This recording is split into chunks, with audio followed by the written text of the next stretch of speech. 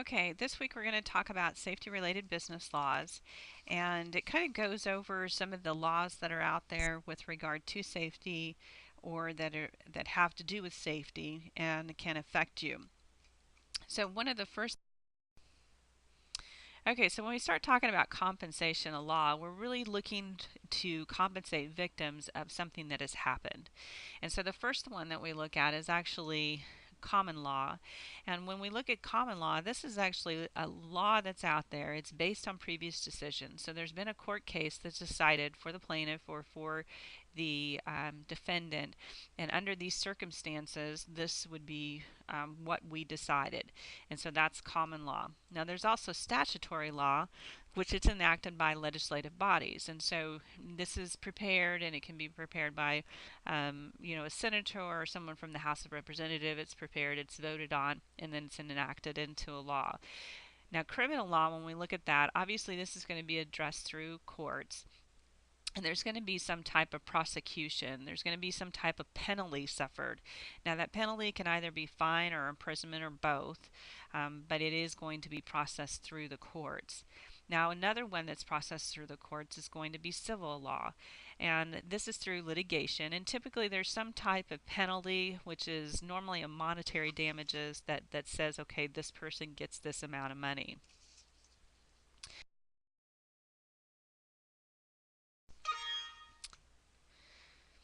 Okay, so the first one we look at is tort, and this actually, when there is some type of injury to, or actual physical injury or illness, maybe your reputation's been marred, or there's some type of property damage, something like that. This would be a tort case. Now, if you look at a lawsuit, the purpose for this is going to be some type of compensation, and so it's going to typically be a plaintiff or plaintiffs versus a defendant or defendants.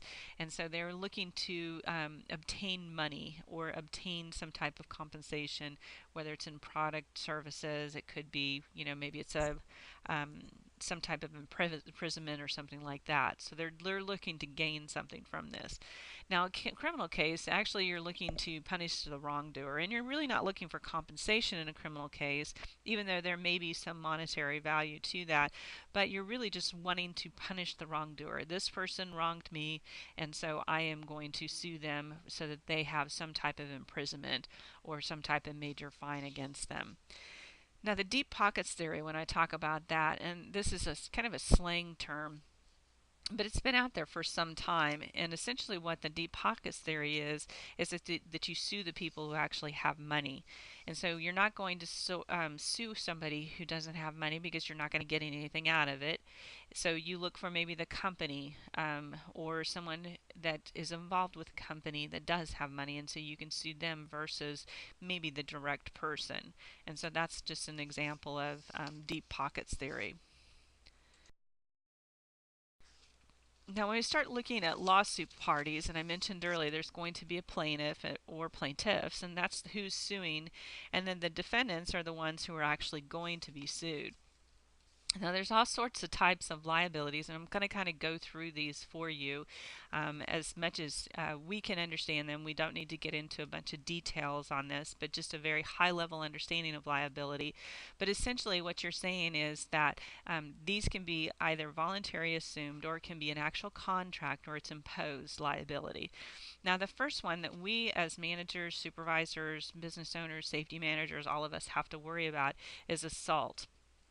And this has to do with words or actions that cause another person to fear personal harm or feel threatened because of an offensive act. Now, the thing about this is the person can feel apprehensive or afraid, and the key element of that apprehensive is the knowledge that assault occurred. Okay?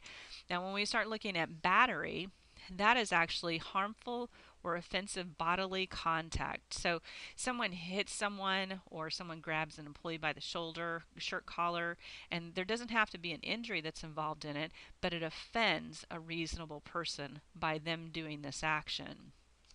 Okay, the next one is false imprisonment, and this is where a person is restrained by any type of fixed means of an exit that's available.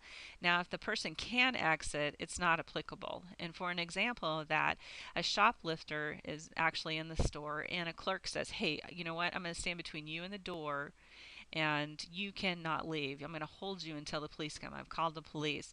Well, as long as there's another exit available, they cannot claim false imprisonment. If there's only one exit and you're in between that and them, then that would maybe considered false imprisonment, even if the person shoplifts. I know it doesn't seem fair. And there is some things with regard to that, but that you could be accused of false imprisonment. Now, defamation, and this can be someone's reputation, and it can be like by disgracing or diminishing that person in the eyes of other. And libel is actually when it's written or broadcast through the media, and slander is going to be when it's actually spoken. And so, these are all things under liability that we as managers and supervisors and safety managers, we all need to be realized because these are some things that we could do, and we don't really want this to happen to us because obviously it's very costly to us personally. Now, when we look at negligence, this is actually a reasonable care, and this is kind of a relative term, and it's really dependent upon the circumstances and the party involved. Okay, so a person who acts prudently under the circumstances and is never careless or negligent, maybe it has to do with the skill level. The expectations are higher for professionals or non professionals. And if you start looking at like doctors, carpenters, accountants, safety managers, that type of thing, so they may have some negligence with regard to the knowledge and the unreasonable risk of harm due to them not doing something that they said they were going to.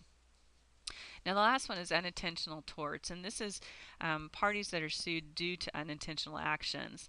And what I'm going to do is actually go back into this PowerPoint and put up a link for you guys to look at because the company that I used to work at, they actually produced gas cans, and these gas cans, most we've talked about this. Most of you guys have seen them. They're the red gas cans made by Blitz, and what people were doing is they were actually throwing this onto the fire, and it was causing them to have explosions and things like that, and it ended up actually closing down the facility. And so one of these things that we look at with this is that as a gas can company, we were not doing anything wrong. It's just because of unintentional actions of somebody else, or our unintentional actions, they could sue us, and this is where tort reform really needs to happen. Okay, so when we start looking at defenses for lawsuits, and one of the things that we talk about is assumption of risk. And when you look at this, what they're trying to get across on this is that an injured party accepts risk that leads to injury. And so when they came on board, they said, okay, I understand this. These are some hazards, these are some risks, and I accept the job, and I got that. Well, a good example of that would be like a delivery person.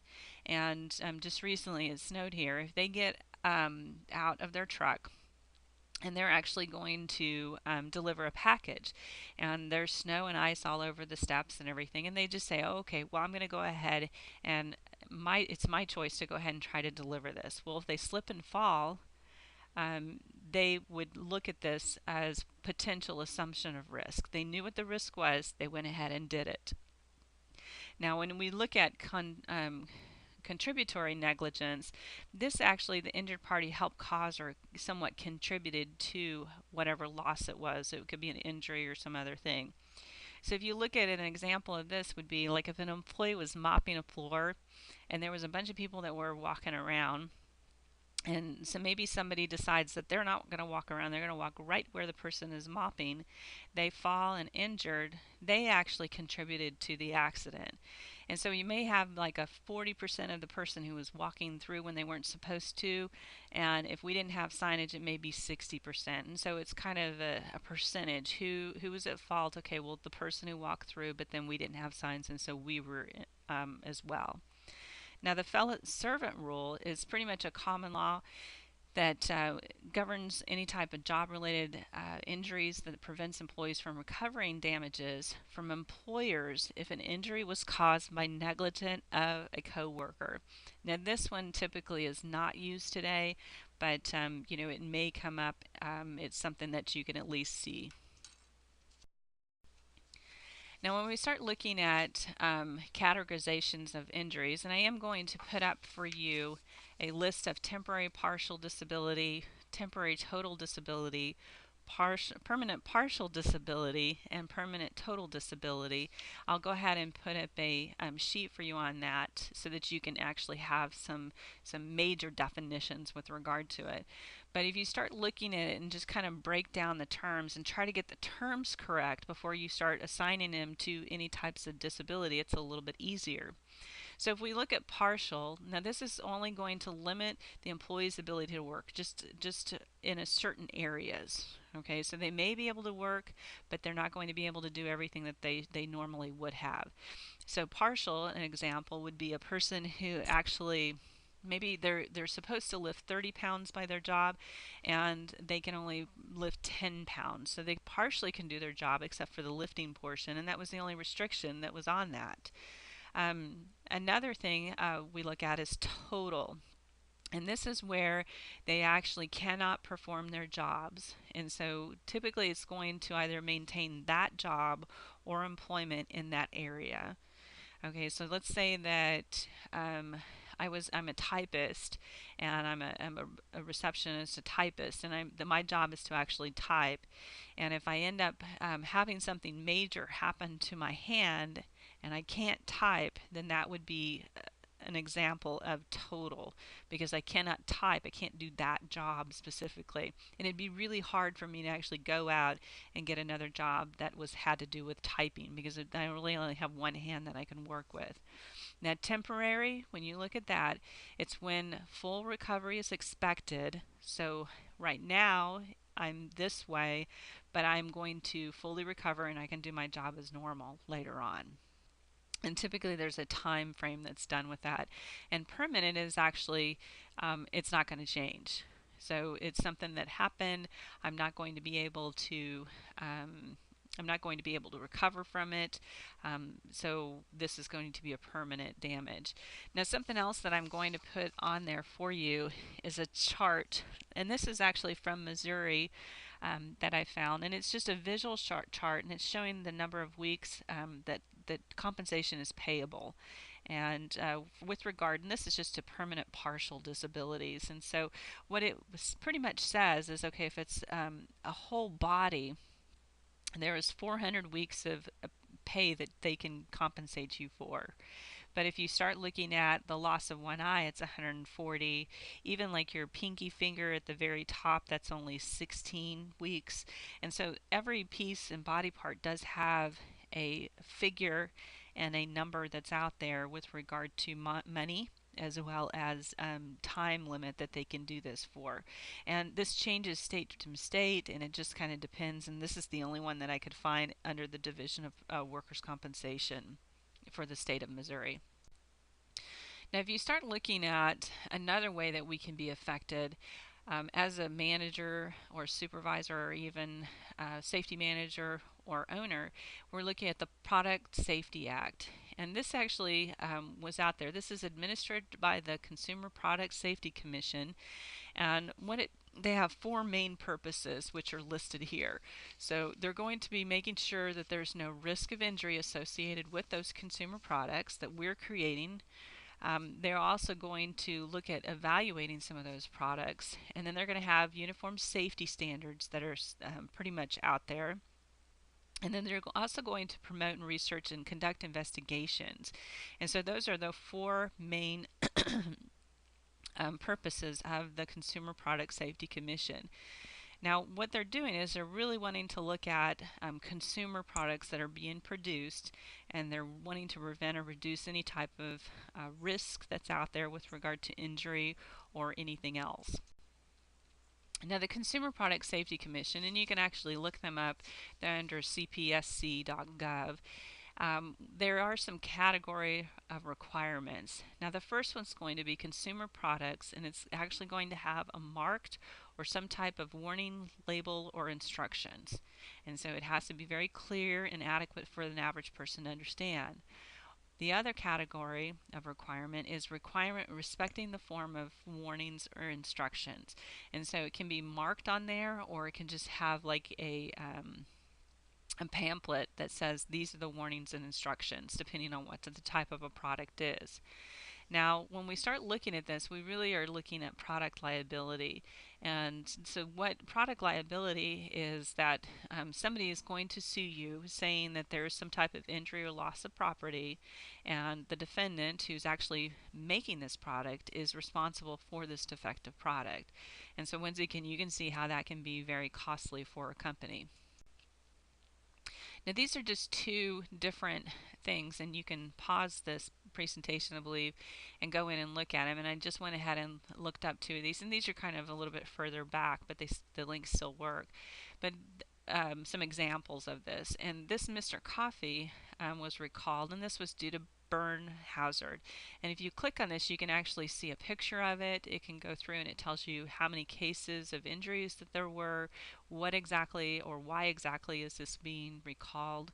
Same thing with the ceiling fan. And so just take a moment and look at those. And I think on one of your assignments you actually do have to go out and tell me about something that's been recalled recently.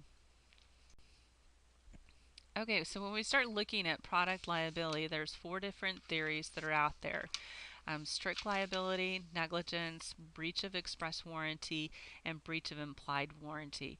And essentially I'm just going to let you read through those instead of me reading those, and that way then you can kind of understand those a little bit better. With regard to product liability lawsuits, the plaintiff actually has to prove three things. The first one is that the product was defective, and that at the time that it left the defendant's hand, the defect actually existed, and that the defect ultimately caused some type of injury or harm, and it has to do with regard to the injury. Now, I put two different things up here, and one of them is with regard to the McDonald's cup. And it was a very interesting case that was out there, and there was a lot of information. But it actually says on the cup, caution, contents hot. And so we're looking at this cup, and we order coffee. We understand that it's hot, and it's going to spill and cause some burns. Now I'm not going to get into a lot of the details because, as I said, there was quite a few. But it ended up where the plaintiff sued McDonald's and said, okay, because of this being this hot and this temperature, and because I asked you if you could turn this temperature down, you didn't. I'm going to sue you for damages. And so it ended up where she did receive a huge settlement with regard to it, or a huge. It started out as a huge. Compensation, and then they ended up settling for a lower figure later. But that's kind of one of the most widely known product liability lawsuits. Now the other thing I put up here was cantaloupe, and we've seen in the past few years spinach, cantaloupes, a lot of those things have been causing a lot of illnesses and injuries to people, and people are suing these companies that produce these farmers, and they're saying that yes, you knew at the time that there could have been some salmonella or some type of poisoning with regard to that, and you did nothing about it. So they're actually getting sued as well. Okay, when we start talking about contracts, there's mainly four different types of contracts. Now, the first one is going to be one of those that are written, as you see here in the picture, and it's a legally enforceable promise. Okay, there can be an express contract, and that can be either oral or written, but it's going to be where a person actually enters into a relationship with another that's somewhat binding. And that can be a written contract, or once again, it can just be oral. Now, an implied in fact contract, and this is where parties, because they say they're going to do something or they either do it, they believe that there was a contract because there was an agreement. An example of an implied in fact contract may be where a person says to you, oh, okay, if you mow my lawn, I'm going to pay you, $100 a month or something like that. And so the person just goes ahead and they mow their lawn. Well, there wasn't any type of exchange in a sense. I don't know that it was an express contract in a sense because there was maybe not an agreement. Maybe the person just offered and the person didn't say, yeah, sure, I will do that. This may be just an implied in fact contract because, the person said, yes, if you mow my grass, it's going to be $100. And then the person just goes out and does it, even though he didn't say, yeah, I'll do it and I'm going to do it on this day and this is how I'm going to do it and everything else. But you would assume that they had agreed to that. Now, a quasi contract is a little bit harder to explain, but it's where if something were to happen, that someone would be able to enjoy something received from another party. And an example of a quasi contract would be if I took out an insurance policy on someone else, and because I knew that they were going to die or something, and they signed off on the insurance policy. And of course, I put myself as a beneficiary. Then, if something happened to that person, then I would benefit from that. And so that's a good example of a quasi contract. Now, a contract, when you look at this, there has to be some type of legally enforceable promise. So there has to be an offer, there has to be acceptance, there has to be consideration, and the people that are involved in it have to have legal capacity. Now, this is contracts are actually enforceable under civil law, and there has to be some type of monetary remedy, or that you're going to do what you told me you were going to do. And a lot of contracts actually have hold harmless clauses, which try to limit any type of liability in some contracts. Now, when we talk about this and we're just looking at it from a safety role, how does this affect us? Well, we really need to be looking for potential litigation, and this is just not for a safety role, it's a supervisor or an owner of a company or a manager.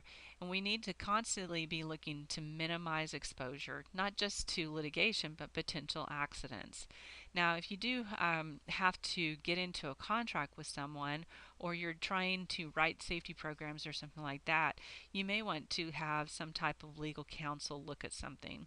I know when we did our contract, when people would come in and we would subcontract something out, like our electrical or something, we would want to make sure that they were doing everything by the book. And so we wrote up a contract that they would have to sign, and they would have to do this once a year, and they would owe us some information, and they would abide by our policies. That I actually got legal counsel on, because it was a contract between the contractor and me, or the contractor and our company. And when you start looking at this, you really need to look at it from a product safety mindset too. From the design, the manufacturing, the engineering, all of those, so that you're not looking at potential liability on down the line as well. Okay, this concludes actually the safety related business laws. You do want to check to make sure what those assignments are that are out there, and I will make sure that I post those um, uh, that other information as I promised. Please let me know if you have any questions. Thanks.